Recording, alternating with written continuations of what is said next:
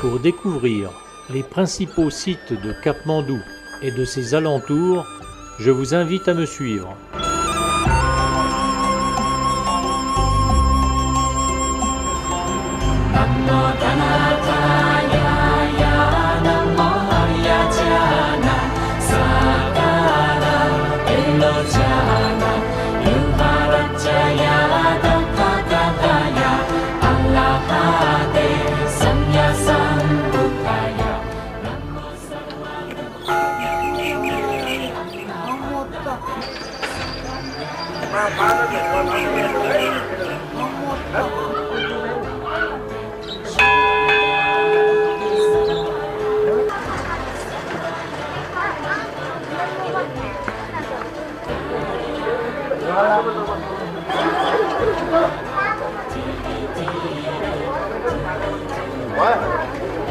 Le sanctuaire de Swayambhutnath est vénéré par les hindous et les bouddhistes.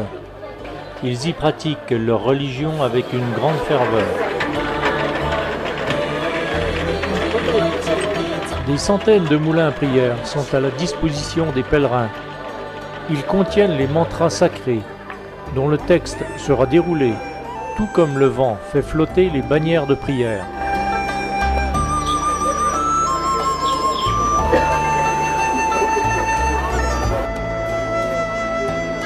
De nombreux singes vivent en liberté dans son enceinte. On l'appelle d'ailleurs le temple des singes.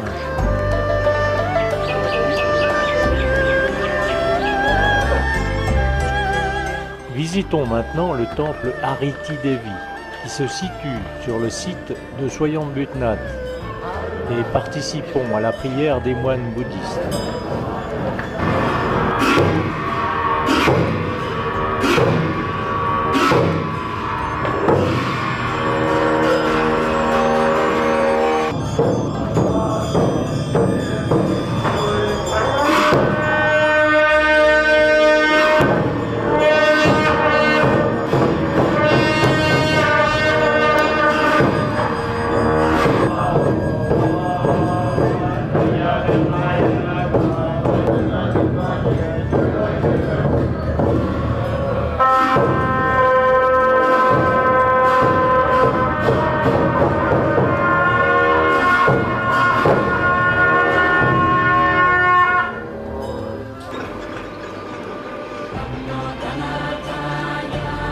Avec plus de 100 000 habitants, Patan est la deuxième ville du Népal.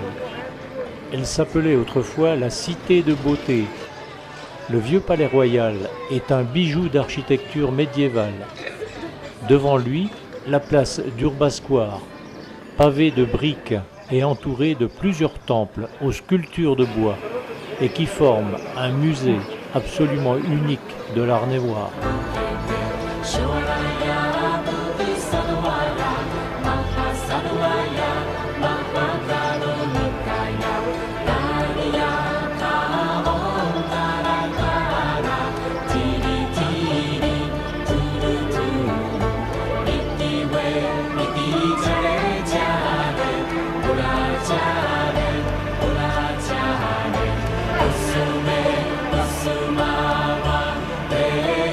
La ville est réputée pour ses artisans, orfèvres, sculpteurs sur bois et sur pierre. Dans une ruelle, le temple d'or, gardé par deux énormes lions, est le principal lieu de culte bouddhiste névoire de Patan. Des grandes villes, c'est Bhaktapur qui reflète le mieux l'influence hindouiste. Bhaktapur fut une capitale à l'époque des Trois Royaumes, au XVIIe siècle. On l'appelle Cité de la Foi. Elle fut une ville très prospère, plaque tournante du commerce et centre culturel important, équipée déjà pour l'époque d'un système d'adduction d'eau et du tout à l'égout.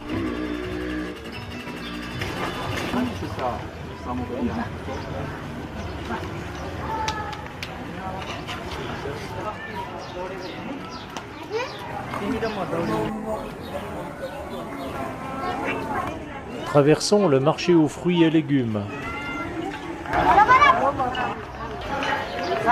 Le bazar avec les femmes confectionnant des colliers aux multiples couleurs. et continuons dans les ruelles très animées, par les enfants et les femmes faisant leur lessive.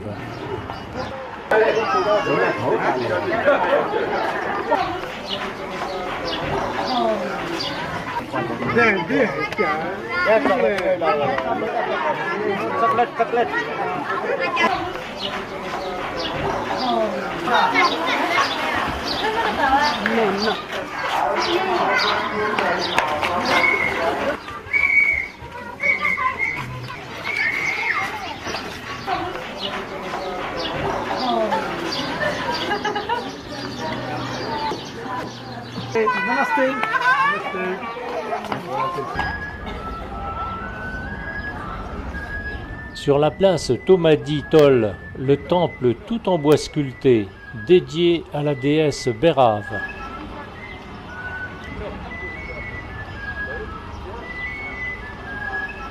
Au fond de la place, le temple Nyatapola, la pagode à 5 étages.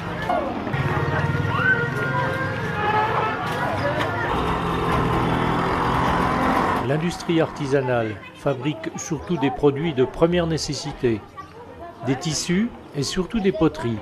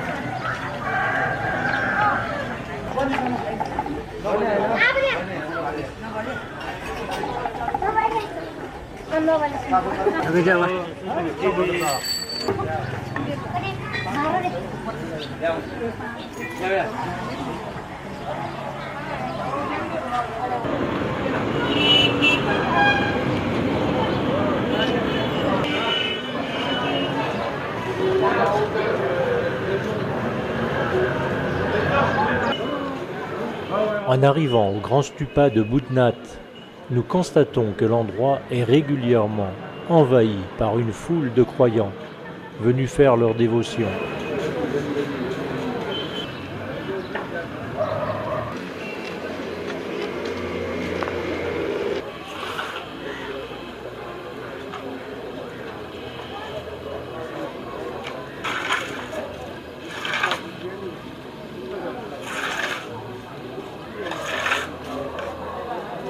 Les moines, dont un grand nombre sont des réfugiés tibétains, font partie du paysage.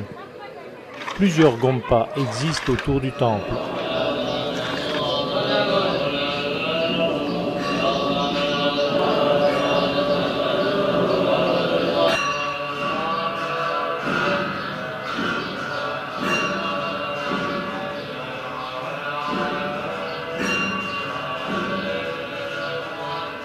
Le dieu Ganesh à tête d'éléphant, protecteur des voyageurs.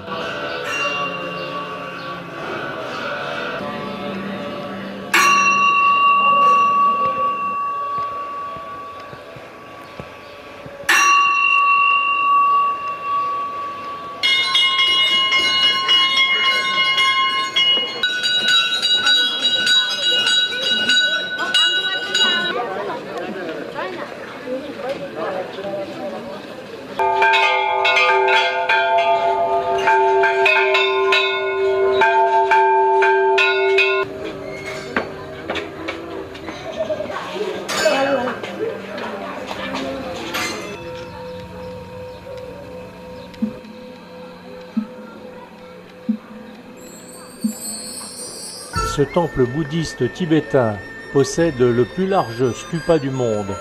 Sa coupole mesure 27 mètres de diamètre.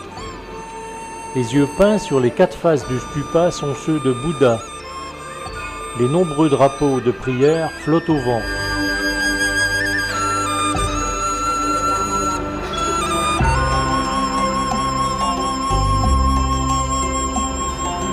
Namo Tanathaya, Namo Arya Cha.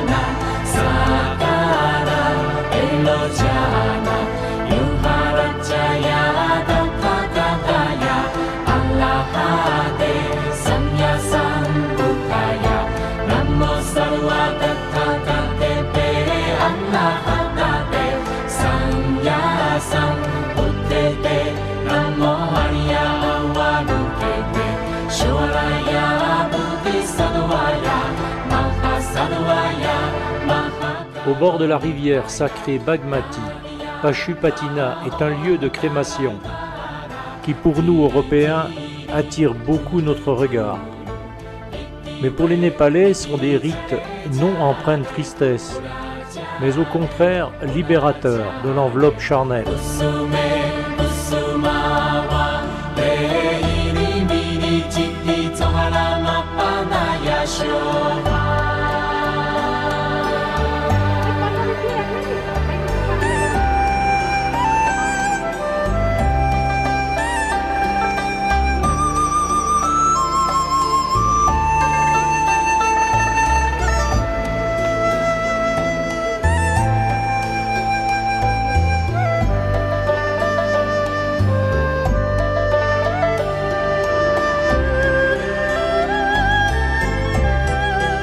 Sur la rive gauche de la rivière est érigée une centaine d'autels dédiés à Shiva, troisième personne des divinités hindoues.